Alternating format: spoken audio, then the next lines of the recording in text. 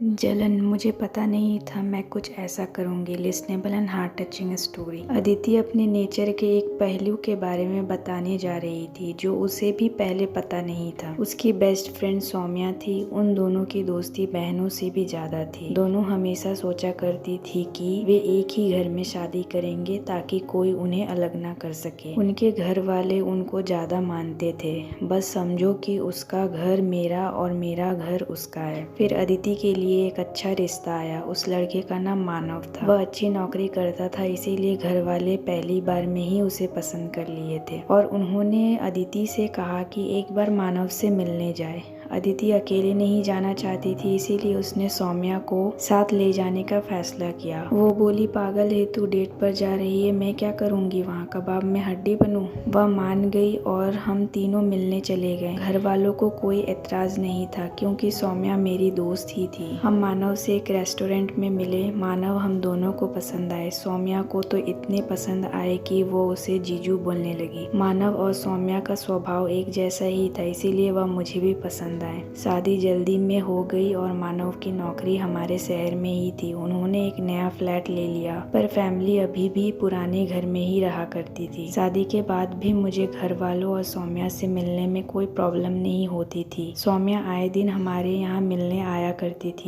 लेकिन धीरे धीरे मुझे इनसिक्योरिटी महसूस होने लगी क्योंकि मानव खुद भी उसे बुलाया करते थे। लेकिन धीरे धीरे मुझे इनसिक्योरिटी महसूस होने लगी क्योंकि मानव खुद भी उसे बुलाने लगे थे। मुझे पता नहीं था कि शादी के बाद यह चीज बीच में आ जाएगी। मानव और सौम्या का स्वभाव एक जैसा होने के कारण दोनों को एक दूसरे से बात करना बहुत पसंद था, लेकिन मैं चुप रहा करती थी। सौम्या मुझसे ज्यादा इंटेलिजेंट, हंसमुख और मुंहफट थी, जिससे लोग उसे ज्यादा पसंद करते थे। शुरुआत में मुझे यह सब ठीक लगा, लेकिन बाद में मेरे पति का हर बात में उसे बार बार मनाना मुझे चुभने लगा। मैंने अब सौम्या को घर पर बुलाना और उससे मिलना कम कर दिया। मुझे उनका हाथ पकड़ना और हंसना चुभने लगा। एक दिन सौम्या और मेरे पति साथ में घर आए और डिनर का बोलने लगे। मैंने कहा कि मेरी तबीयत ठीक नहीं है, लेकिन सौम्या ने कहा इसका हमेशा ऐसा ही रहता है, बोरिंग सी घर में रहती है। फिर दोनों बाहर चले गए खाना पैक कराने। मुझे यह सब अच्छा नहीं लग रहा था और मेरा पारा भी चढ़ रहा था। जब वे घर आए तो सौम्या भी साथ आई और खाना रख दिया। मेरे मन में दबा हुआ गुस्सा आज निकल पड़ा।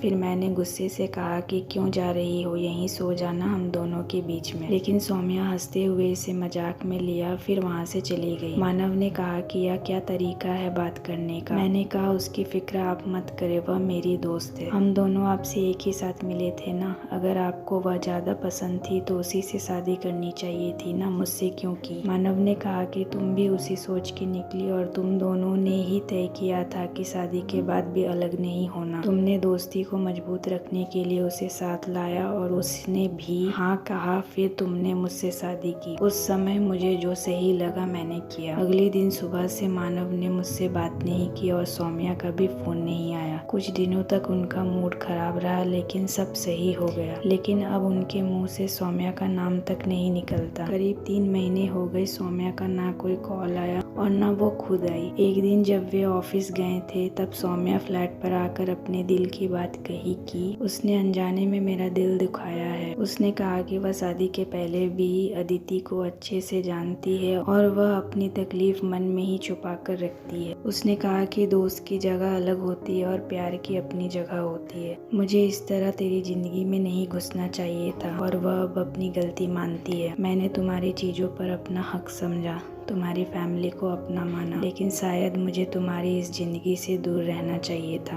अब मैं दूर ही हो रही हूँ क्योंकि मैं भी शादी कर रही हूँ। जैसे तुमने मानव को पहले मुझसे मिलाया, मैंने भी मानव को उससे मिलाया। मैं तुमसे गुस्सा थी, इसीलिए मैंने तुझे बताया नहीं। मुझे लगा कि तुझे शादी में भी ना बुलाऊं, तब मैं और एक बड़ी गलती करती। वैसे भी इस शहर में अब कम आना होगा। उसकी बात खत्म होते ही मेरी आंखों में आंसू आ गए। उसे गले लगाए बिना मैं रह नहीं पाई। फिर उसे सॉरी कहा। उसकी शादी का दिन भी आ गया। जितना वह मेरी शादी में नाची थी उससे ज्यादा मैंने उसकी शादी में धमाल मचाया। हम अब भी अच्छे दोस्त हैं, पर मैंने इससे यह सीखा कि अगर दोस्त से कुछ प्रॉब्लम है तो उससे बात करनी चाहिए। अगर वह आपका सच्चा दोस्त है तो वह जरूर समझेगा। आशा करती हूँ ये वीडियो आपको पसंद आया होगा। इस वीडियो पर आपकी क्या राय है हमें कमेंट करके ज़रूर बताएं। वीडियो पसंद आया तो लाइक और शेयर करना बिल्कुल ना भूले। चैनल पर नए हो तो चैनल को सब्सक्राइब जरूर कीजिए। वीडियो देखने के लिए, कहानी सुनने के लिए आपका बहुत बहुत धन्यवाद।